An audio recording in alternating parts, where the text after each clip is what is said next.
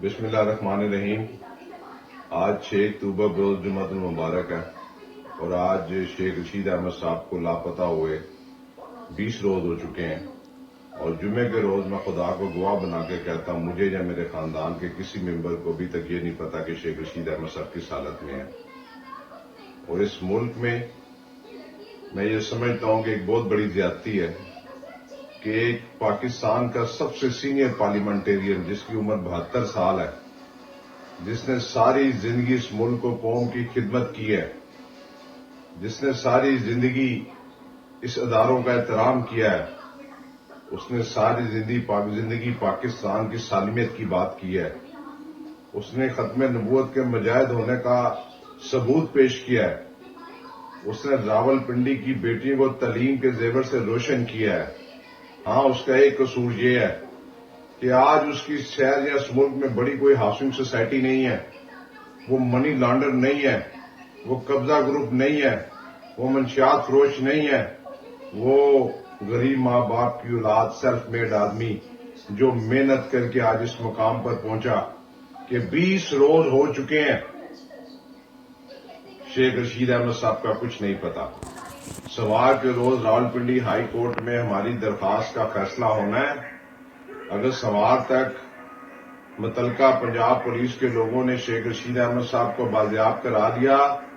تو ان کی مہربانی ہے، ورنہ انشاءاللہ تعالی منگل کی صبح میں چیف جسٹس فائز عیسیٰ صاحب کو خط لکھوں گا کہ یہ کیسے ہو سکتا ہے کہ اسلامی جمہوریہ پاکستان کے اندر کہ ایک شخص نہ تو وہ دہشت گرد ہے، نہ وہ کسی تنظیم کے ساتھ اس کا تعلق ہے، اس کی اپنی ایک پارٹی ہے، اور ساری زندگی میں کل رات شیخ رشید احمد صاحب کا سوشل میڈیا کا اکاؤنٹ اور ٹویٹر کو دیکھ رہا تھا۔ مجھے آخری 10 سالوں میں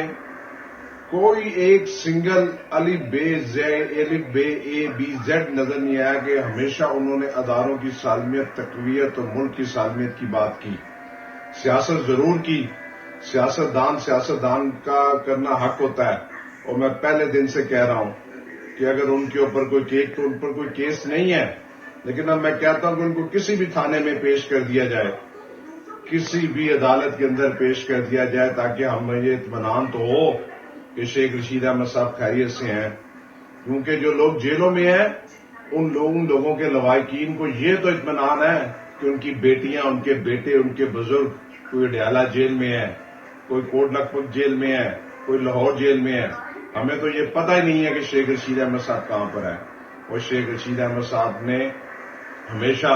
میں نے بار بار کہا ہے کہ اس ملک کو قوم کی خدمت کی ہے۔ اور جس کا بڑا ظلم دیکھیے کہ ایک گھر کا مالک جب اغوا ہو جائے اور اس کے اغوا کے تیسرے روز اس کی لال ویلی پبلک سیکریٹریٹ کو سیل کر دیا جائے۔ اور آج میں میڈیا کے ان تمام لوگوں کو کہنا چاہتا ہوں کہ جو آپریشن 21 ستمبر کو کیا گیا تھا،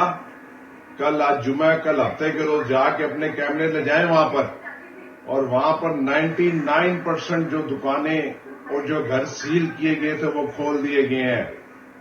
وہ گھر کھول دیے گئے ہیں، ماں سوائے ایک لال حویلی اور اس کے نیچے 3 دکان۔ اچھا ہے، وہ بھی غریب لوگ تھے، رزق حلال کمانے والے لوگ تھے، ان کے ساتھ زیادتیاں ہو رہی تھیں۔ کتنی بڑی لاقانونیت کہ ان لوگوں کو بھی سیل کر دیا گیا تھا۔ کس طرح کھلی ہیں یہ جا کے میڈیا دیکھے۔ اور منگل کے روز یہ کیس بھی لال حویلی کا ہائی کورٹ راولپنڈی بینچ میں لگا ہوا ہے۔ سردار عبدالرازق ایڈوکیٹ صاحب اس کا الیکشن ہے، اس کا کیس لڑے ہیں۔ یہ کیسے ہو سکتا ہے کہ یہ کہتے تھے کہ لال حویلی کی بیک سائڈ پر، اور لال حویلی کی بیک سائڈ پر جتنی پراپرٹی ہے وہ محکمہ اوقاف کی ہے، اور اس کے فرنٹ کے اوپر لال حویلی کا جو فرنٹ ہے وہ آپ کے سامنے ہے، اور ارد گرد کی ساری چیزیں حلال ہو گئی ہیں اور لال حویلی حرام ہوگی۔ اللہ تعالیٰ ہمیں بھی عزت دے گا، لال حویلی بھی کھلے گی، شیخ رشید احمد صاحب بھی باعزت بری ہوں گے۔ 30 سال بعد جب ایک وہ کیس، جب شیخ رشید احمد صاحب کو